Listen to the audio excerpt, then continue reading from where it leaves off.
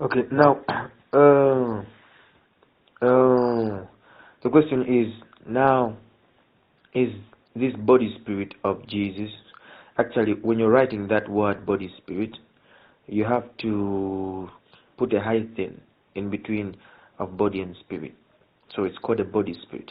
So your question is like, is this body spirit of Jesus the same that ascended to heaven? Yes, it's the same body. But only that, when it was ascending to heaven, it wasn't shining. You see that? When he was on this earth, that body wasn't shining. Like more than the noonday sun. And yet in heaven, that body is shining.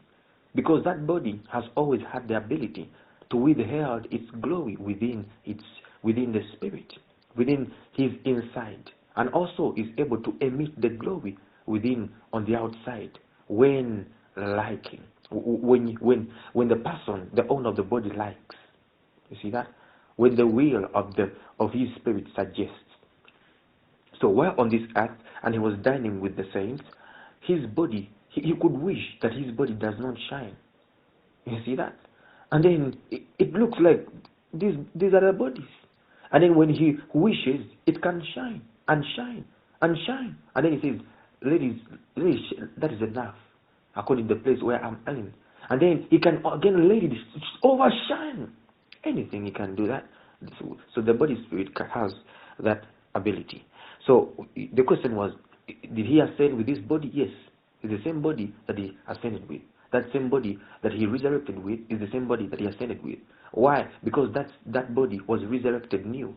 You see that? The Bible says a body is sown, it is corruptible, it is raised incorruptible. And the Bible says it is sown, it says weak, it is raised in power and glory. So that body which Jesus Christ got up, from the dead, that body was new. And it was a changed body. It was a glorified body. You see that? And it was a body according to the spirit. It was a body spirit.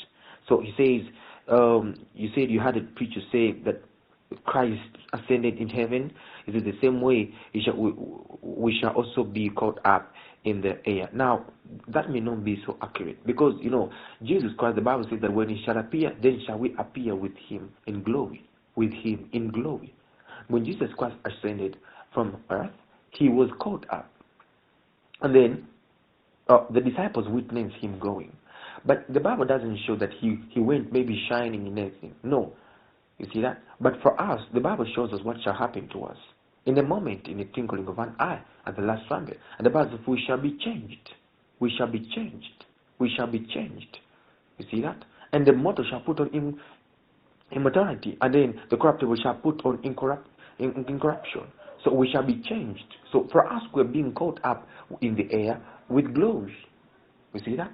And then we have also to understand that the ascension of Jesus Christ was not a sudden thing.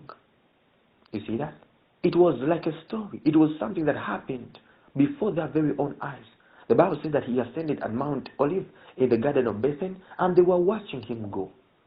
In other words, he was lifted from this earth 2 meters away, 5 meters away, 10, 15, 20. You understand that? They were watching him go. You see that? Because they were there. And then he ascended in the skies. And then until he was received at the cloud, the Bible says. And then he was gone. So this thing, there was time to see, to watch it happening. But the rapture is not going to happen like that. The rapture is not going to happen as a movie where somebody is watching us go. No, the rapture is going to happen in a twinkling of an eye. That means people will just find out we are missing. And those that have been close to us and they were not ready, they will just turn and then we are gone and the clothes are there. So it's going to happen in the twinkling of an eye. That's what Paul wrote. He says in a moment, in a twinkling of an eye. In other words, in a split second, we shall be caught up in the air. So the rapture is not going to happen like a story, like some people have acted the movie, where we are getting in the skies to meet the Lord, and everybody is watching, and people are trying to go with us, on the way, and they are catching us, but they can't get us, and for us we're just getting high. No, that's not what the Bible says. The Bible teaches another thing. What does the Bible teach? The Bible teaches a twinkling of an eye. It is going to be a sudden thing. That's why it's called the rapture. The word rapture means a sudden catching away. The sudden sudden snatching of the church out of this earth. The suddenity. I mean, in just the twinkling of an eye. Not, he didn't say in a blinking of an eye. He says in a twinkling. No, it's in a split little twist of an eye, we shall be gone from this earth. So there is not going to be any time for anybody to witness us go. The only people that shall be there witnessing us go are the two witnesses. But you see, the rest of the world shall not know, shall not understand that we are gone, because we shall just disappear, and only our clothes shall stay. So when they shall see our clothes and for us disappear, they shall shout. And that's what the Bible says, that there shall be mourning and gnashing of teeth in those days. And the Bible says every tribe shall be crying to another tribe. You see that? Why? Because they knew we were going, but they weren't ready. You see that? And now we have gone. They're looking for what to do. They're crying. One is crying to another for help, and they can't help each other. And for us, we're gone. You see that? And that day is not far away. So as we are going like that, it is not going to be a scenario, a movie where people get out cameras and watch us and these phones. No. You see that? It's going to be in the twinkling of an eye. The twinkling of an eye, we shall be gone.